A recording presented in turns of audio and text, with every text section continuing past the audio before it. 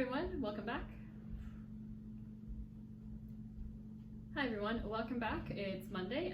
We're going to go through today's strength, which involves a few different types of EMOMs, and then we have our Murph Prep Monday, so we'll be going through a lot of running and some squatting.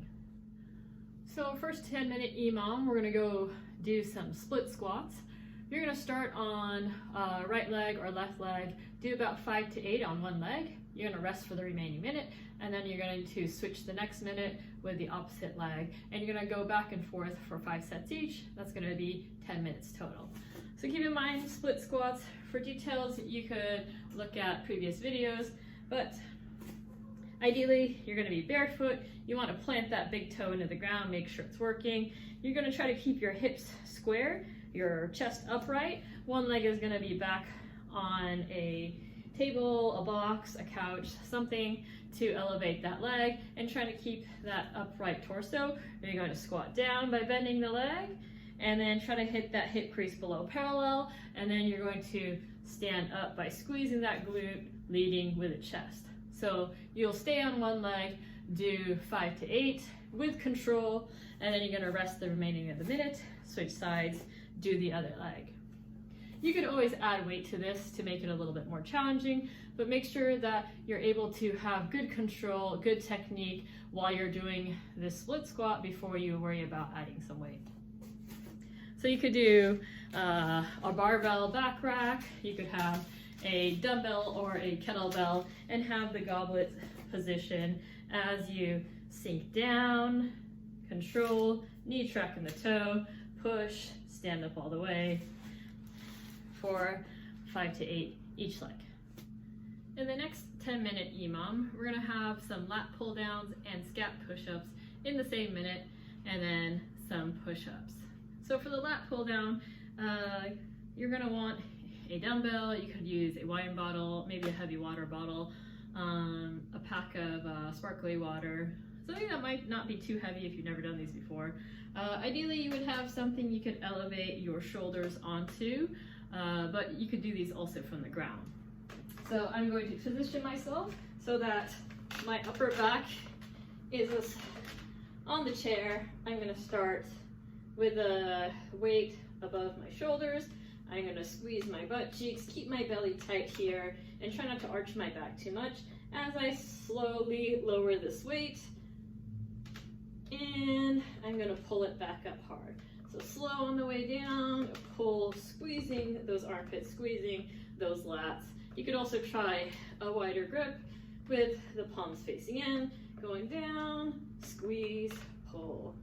All right, so you would have the same setup just on the ground with your knees bent, but make sure you're keeping your back flat as you do that movement. So you just lie on the ground with your knees bent and bringing that weight up in or down and up over your shoulders.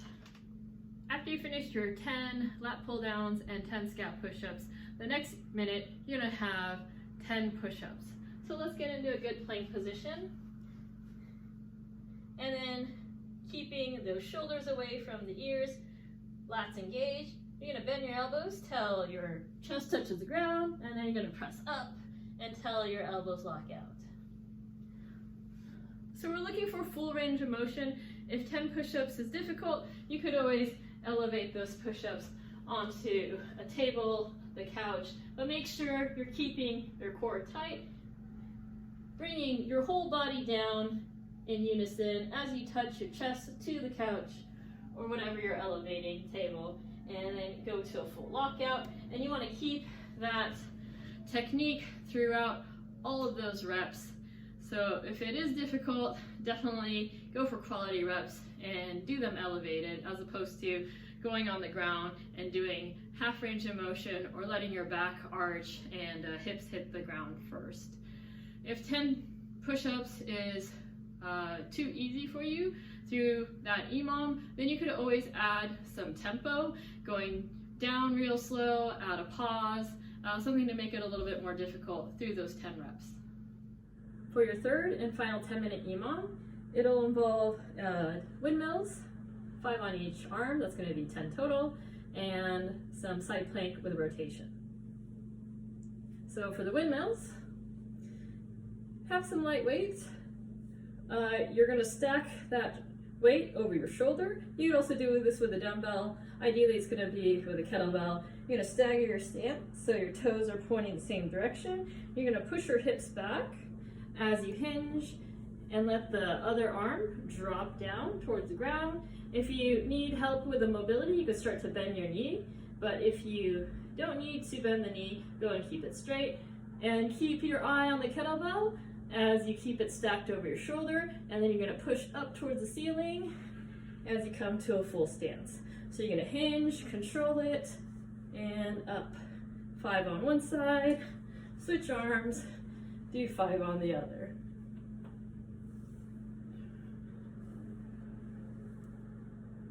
Like so. And for the side plank rotation, you're gonna have your elbow underneath your shoulder. You're gonna push into the ground to engage your shoulder and making sure your lat's working. Have that palm down flat. You're gonna get into a side plank, squeezing your glute, pushing into the ground, belly tight here, and making sure that your shoulders and hips are stacked when you start. You're gonna have your arm up towards the ceiling, and then you're gonna rotate in as you reach through and rotate back out. You're gonna do 10 on each side. So after 10, you're gonna switch, do the other side. Now if these are difficult, you could always drop a knee.